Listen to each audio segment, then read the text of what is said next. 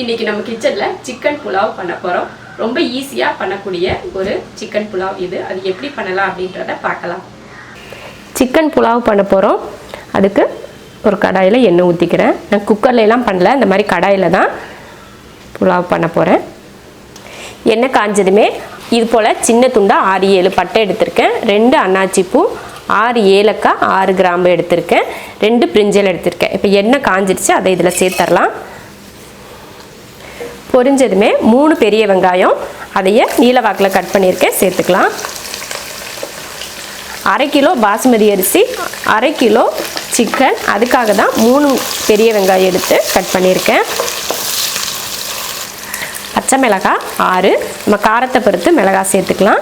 அப்புறம் இந்த புலாவுக்கு காரம் வந்து மிளகாத்தூளெல்லாம் நம்ம சேர்க்க மாட்டோம், வெறும் பச்சை மிளகாய் மட்டும்தான் அது காரத்துக்கு. அதனால் மிளகாய் நீங்கள் பார்த்துட்டு சேர்த்துக்கோங்க. நான் வந்து 6 மிளகாய் சேர்த்துருக்கேன். இதெல்லாம் நல்லா வதங்கிக்கட்டும், அதுக்கப்புறம் மற்ற மசாலாலாம் சேர்த்துக்கலாம். வெங்காயம் பச்சை மிளகாய் பார்த்திங்கன்னா நல்லா வதங்கிடுச்சு. இந்த அளவுக்கு நல்லா ப்ரௌன் கலராக வதங்கணும், அப்போ தான் நல்லாயிருக்கும். பிரியாணி சிக்கன் இந்த மாதிரிலாம் செய்கிறப்போ இப்படி வதங்கினா தான் நல்லாயிருக்கும். இப்போ இதில் இஞ்சி பூண்டு பேஸ்ட்டு சேர்த்துடலாம். 1 2 3 ஸ்பூன் இஞ்சி பூண்டு பேஸ்ட்டு சேர்த்துருக்கேன். வதக்கிட்டு தயிர் 3 ஸ்பூன் சேர்க்குறேன், அதையும் வதக்கிடலாம். புதினா மல்லித்தலை ஒரு கைப்பிடி அளவுக்கு 2 சேர்ந்து அதையும் சேர்த்து கலந்துடலாம். நம்ம இதில் வேறு எந்த மசாலுமே நம்ம சேர்க்க மாட்டோம், ஏன்னா இது புலாவுன்றதுனால வெள்ளை கலரில் தான் இருக்கும், மசாலும் கம்மியாக தான் இருக்கும். நம்ம பிரியாணி போல் அதிகமாக மசாலாலாம் இதுக்கு சேர்க்க தேவையில்லை. இது ரொம்ப சிம்பிளாக பண்ணக்கூடிய ஒரு புலாவ். இது தெரியாதவங்க கூட ஈஸியாக பண்ணலாம், அந்தளவுக்கு ரொம்ப ஈஸியாக இருக்கும். அதே அளவுக்கு எந்த அளவுக்கு ஈஸியாக இருந்தாலும் ரொம்ப ருசியாகவும் இருக்கும். இதில் சிக்கன் சேர்த்துலாம். 4 லெக் பீஸ் எடுத்திருக்கேன், அதையே இதில் சேர்த்துடலாம். உப்பு கொஞ்சம் உப்பு சேர்த்துக்கிறேன், அப்புறமா பத்தலைன்னா லாஸ்ட்டில் கொஞ்சம் சேர்த்துக்கலாம். இதை கலந்து விட்டுறலாம். மஞ்சத்தூளோ மிளகாத்தூளோ இல்லை மல்லித்தூளோ எதுவுமே இதில் சேர்க்கக்கூடாது, இது மட்டும்தான் இருக்கணும். நம்ம இப்போ வதக்கிறதுலையே ஓரளவுக்கு சிக்கன் வேகணும், அந்தளவுக்கு நம்ம இதை வதக்கிக்கலாம்.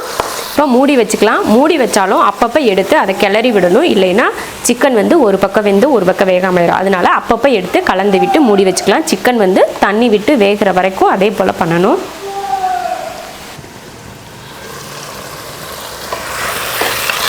பார்த்திங்கன்னா சிக்கன் வந்து தண்ணி விட்டு வெந்துட்டுருக்கு.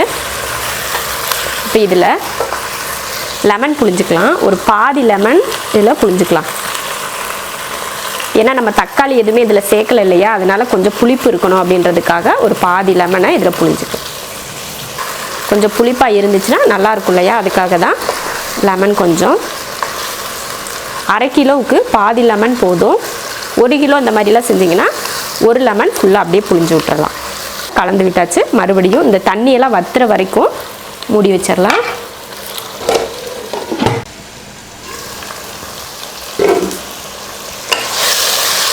நல்லா தண்ணி சிக்கனில் தண்ணி விட்டு வெந்து அது எண்ணெய் தெளிஞ்சு வர ஆரம்பிச்சிருச்சு. இதில் இப்படி வதக்குனதுலேயே கிட்டத்தட்ட 3/4 பக்குவத்துக்கு சிக்கன் வெந்திருக்கும். இனி அரிசி போட்டு தண்ணி ஊற்றுறப்போ நல்லா வெந்துடும். இதில் அரிசி சேர்த்துலாம்.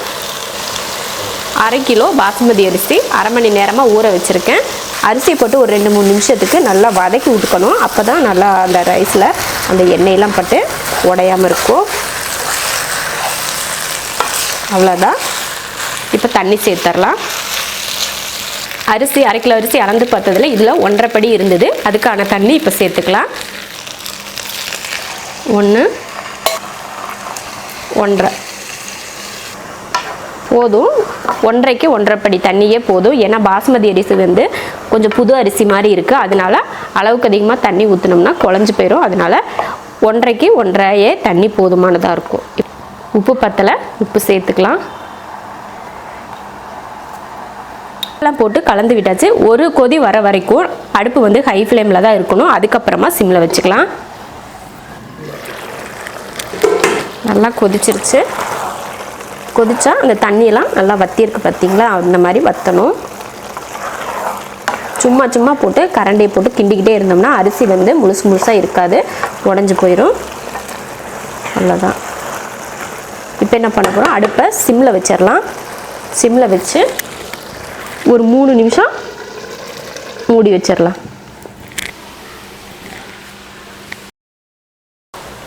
கொஞ்சம் தண்ணி இருக்குது.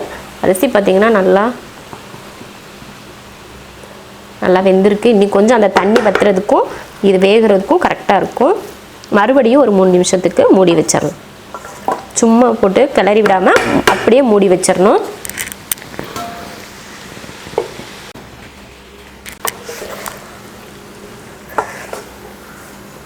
தண்ணியெலாம் நல்லா வற்றி அரிசியும் நல்லா வெந்திருக்கு பாருங்கள், பார்த்தாலே தெரியுது.